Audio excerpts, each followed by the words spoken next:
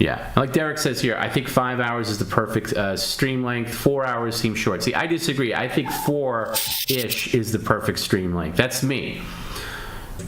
You know, keeping things going a little bit. But I think 4.5. Ugh.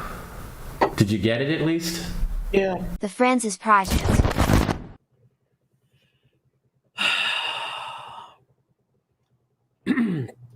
David Pickard, $10. Let's see. Great job, Tom, getting rid of that lousy dental plan. What? And Dennis Perry has been using. No, and not allowed. Not allowed. My dentist is not going anywhere. Next, I would suggest ridding Perry of that shit hairdresser, Sheila Falcone. Oh, that's not allowed either. She's a loser and she sucks. Fuck you! You're a loser and you suck! I need my dentist back. I've had that dentist since 91 or 2. And Sheila goes nowhere. Yeah, you're welcome, Dave, by the way. You should see the reviews of that horrible dentist. Perry's going to thank us later. But, yeah, Sheila's next to go. I've talked to Mark about it. Sheila will never go. Yeah, she might never go. She might be worse than the dentist. And you are gay.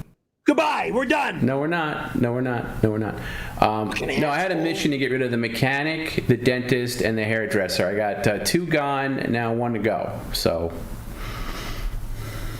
What the fuck is your fucking theory? Well, my theory is you use the worst people in key areas. Fuck off, you whack off! Okay. Do you have something on your tongue, by the way? Stick your tongue out. Oh, is it just ridiculously white from the light?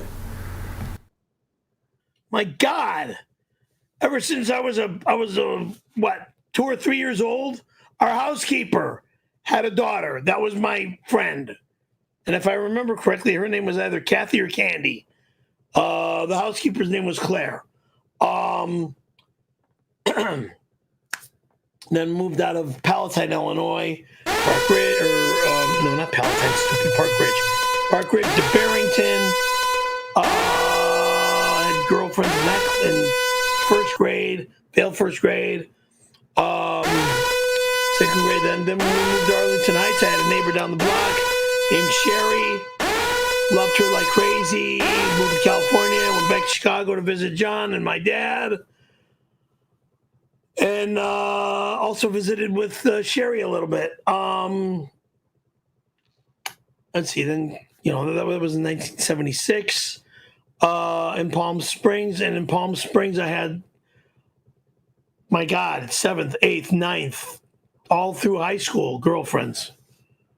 Every time we'd go disco dancing, because that was the disco era of 1977 through 79, from Saturday Night Fever to TGI Fridays, the movie TGI Friday, and then, disco dancing and the dance clubs in Palm Springs. And then when I moved out to Costa Mesa, there was a dance club off of Fairview and Newport Boulevard, right where the street meets like this. There was a dance club there. So I'd be going there all the time.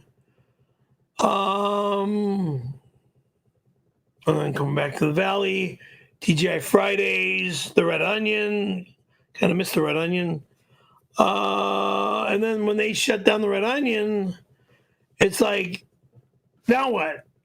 So, and then we started going to the Rainbow Bar and Grill over the hill and hitting the rock clubs up and down Sunset Boulevard. From the Whiskey to the Rainbow to the Roxy to Bill Gazzari's place. Bottom line, I'm a man who loves his women, period. Married once. I had a girlfriend that lived upstairs.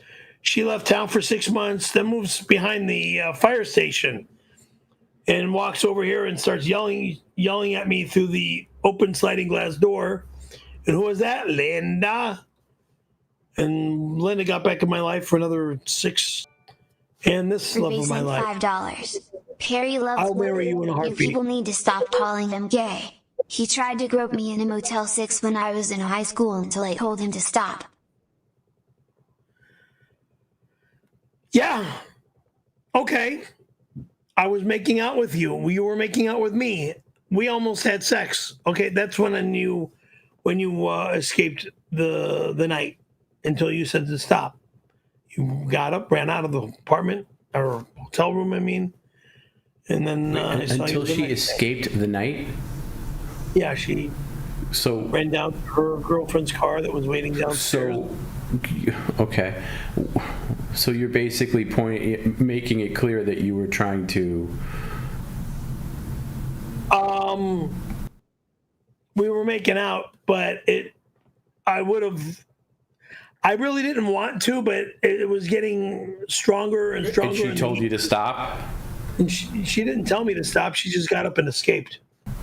Escape. That's a weird verbiage to use it when you're talking about a long lost love. I don't. Well, I say it like that because of the way it happened. Okay, we're making out and stuff, and instead of sleeping with her, because that was against the rules of our religion.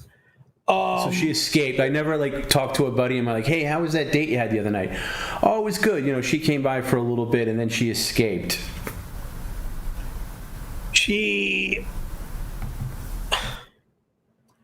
Because of the way we were making out, I almost had sex with her and she didn't want to, so she got up and got out of there. How did that go exactly? Did she just run out? More or less, to get home. So we don't have sex.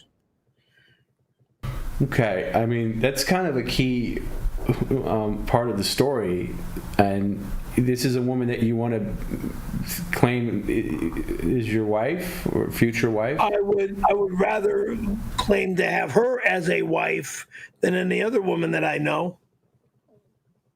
So the woman who escaped your clutches back in, I mean, almost now.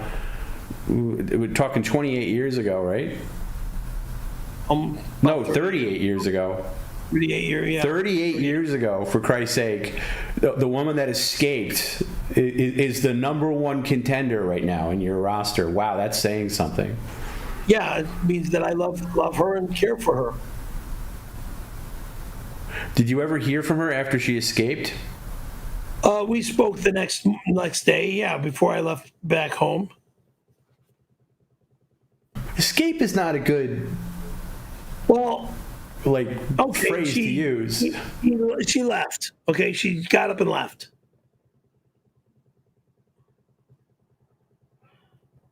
Because I'm a little out there and I'm a little too much fun. When I go overboard, I go overboard. That's why I say the word escaped.